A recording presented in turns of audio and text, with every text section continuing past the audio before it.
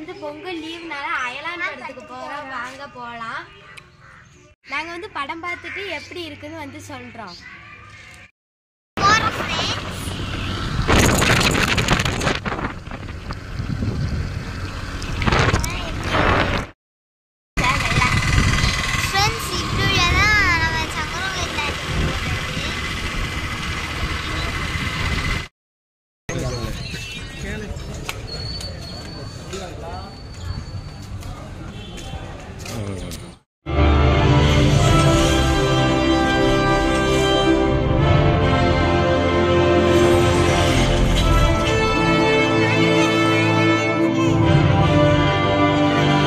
படம் பார்த்துட்டு வீட்டுக்கு வந்துட்டோம் ஃப்ரெண்ட்ஸ்.